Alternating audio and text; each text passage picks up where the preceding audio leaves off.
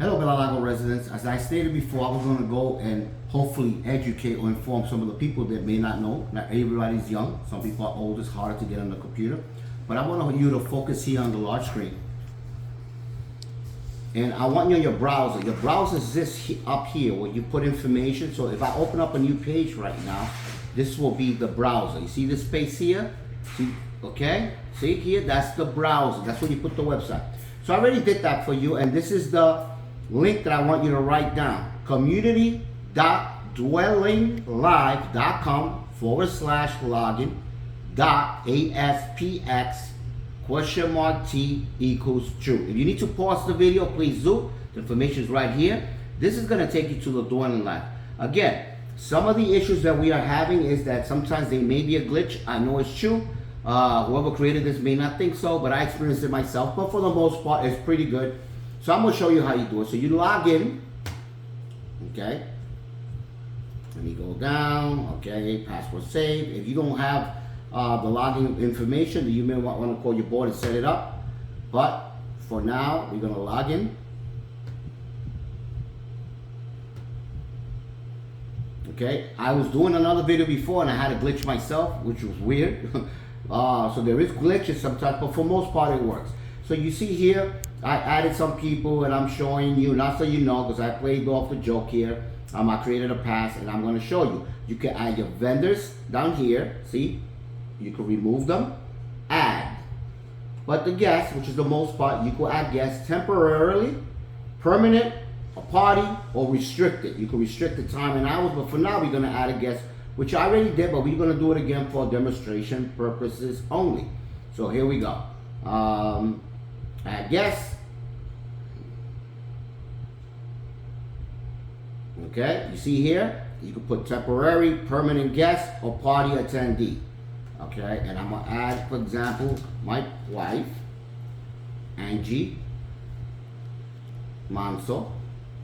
Company, I'm going to put Bellalago. And then I could either send her an email or send her a pass via text.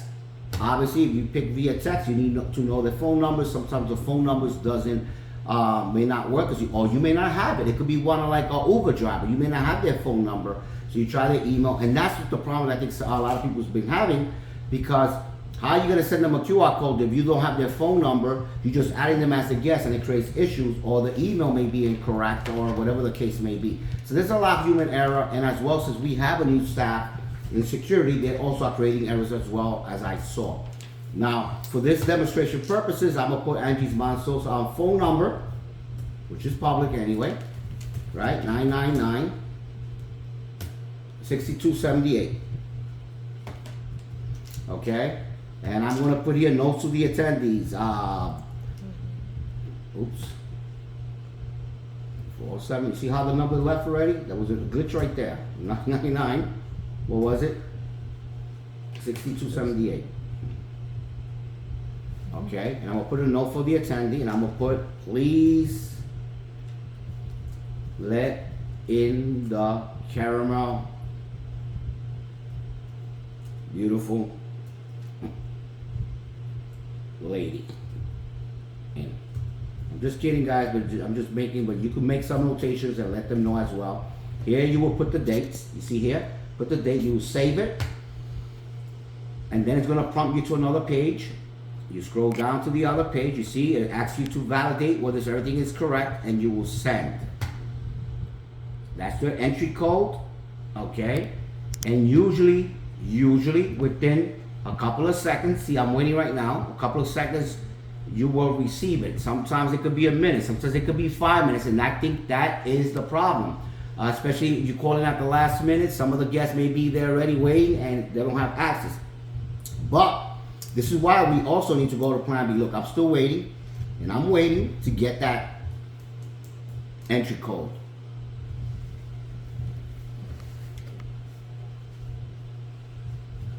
Now, one of the issues we're having is if there is a glitch, like I've seen happen, including to myself, I believe we should implement again, as we have before, common sense, to be able to call in emergency cases only, because this is your duty to add your guest on the guest list or on the phone as I do. Now keep in mind, if you add them on the phone, right, on the automated number we have, the problem that's happening right now is that if it's after, you do it the day before, after midnight, it's getting deleted. It was not like that before, and I know because as a broker, I do a lot of invites, and I never had that problem. I'm having that problem, so that's out of the question.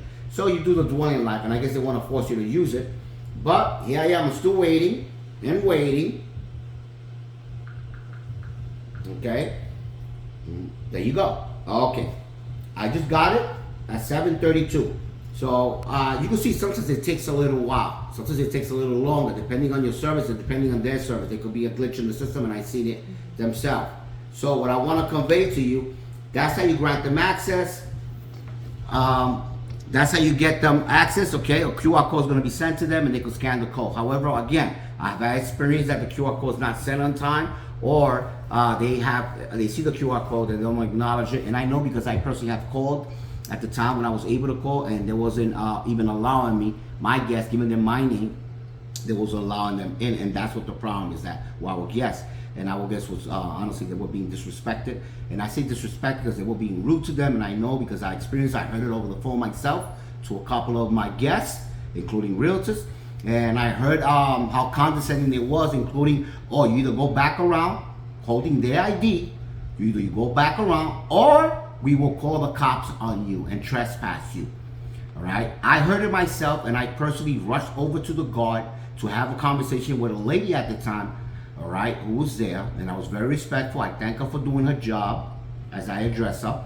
However, she got antsy with me. I was there with my wife, and so happens there were 3 board members there. I do not know who they are. I was a woman, I was a black man, and it looked like an Italian guy. I'm not sure, it was a Caucasian guy. Well, they understood me as they heard me, because the lady changed the whole story.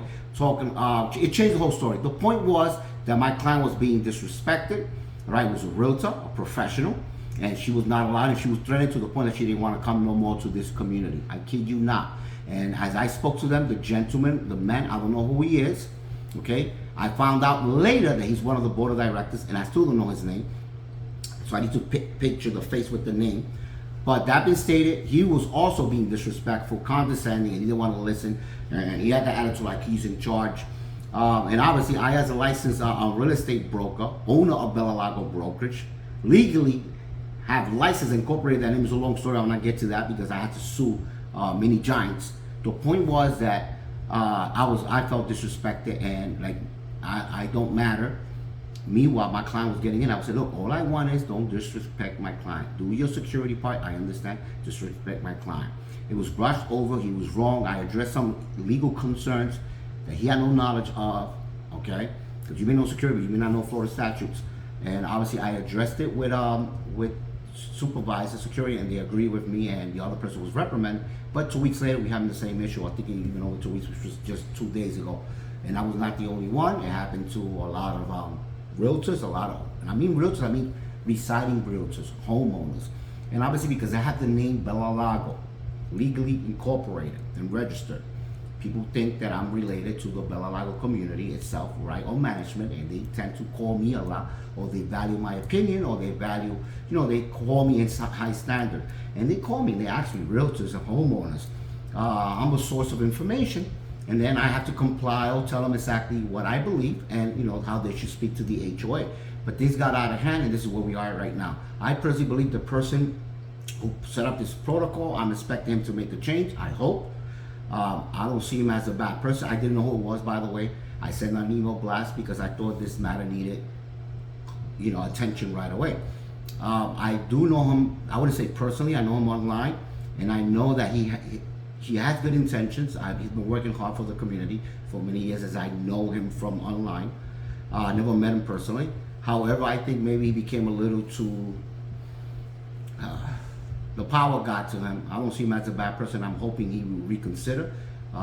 He's a man. Let him man up to his responsibility and make those changes, because I myself want to be able to communicate with the guard if there's any issue. I want the guard to communicate with me if there's any issue. Somehow the person can't get in. I want to verify whether I want that person in or not. I'm the one going back around on the line of 30 or 40 cars. Unless they couldn't contact me, then I understand, rightfully so. But in the meantime, I don't want them to be disrespectful to my client and threaten them to arrest. And I heard it myself, guys. And I'm not somebody who's gonna freaking lie about crap about this. So that bothers me as a resident here, right? And as a broker here, as a business owner here, and as someone who's fought for this community in many ways that many of you don't even know. That's unacceptable. And I'm not going to tolerate that. Neither should any homeowners. You are all co-owners of this Bellalago community, and you have a right to convey and stipulate certain demands. And I believe one of them is to be able to have communication with the guard up front, so if anything happens, they can call you and you decide as a homeowner, right, whether you want that person in or not. Okay, that shouldn't be determined by security. That shouldn't be determined by HOA board, because that tells me that they don't value your opinion, they don't respect your opinion, and you are a homeowner here, and you have legal rights to a peace of mind. You have also rights to enjoy your property, which includes allowing guests inside at your discretion. Okay, so I'll leave it there. I'm not going to make more of it, but we demand change, and I thank you all who supported me. I think you all have my back online. You know, some people may be naive, but they're entitled to their opinion as well, right?